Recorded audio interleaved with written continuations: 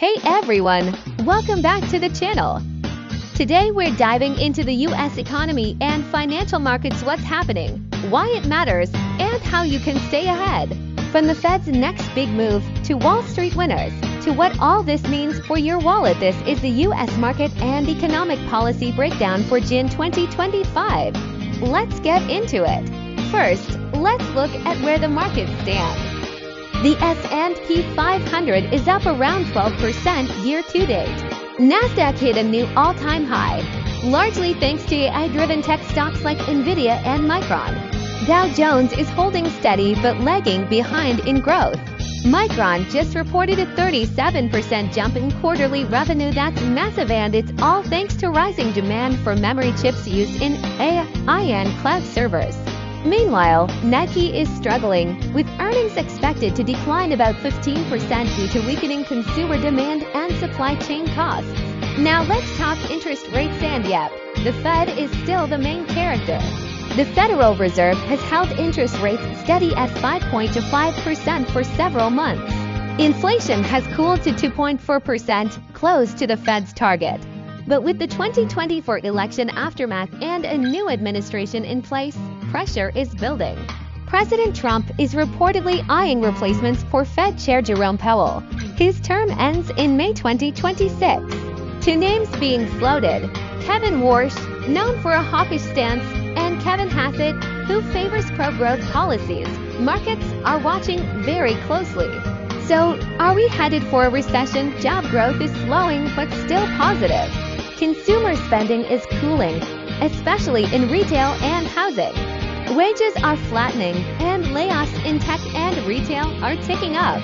The Fed's goal has always been a soft landing, slowing the economy without crashing it. And right now, it looks like we're threading the needle. But it's tight. Let's break down inflation in real-life terms. Groceries prices are up approximately 3% from last year, but slowing. Gas national average is around $3.50 a gallon. Rent stabilizing in most cities, falling in some like Austin and Phoenix. Thanks to higher interest rates, borrowing is expensive. Mortgages, credit cards, and car loans are all pricey.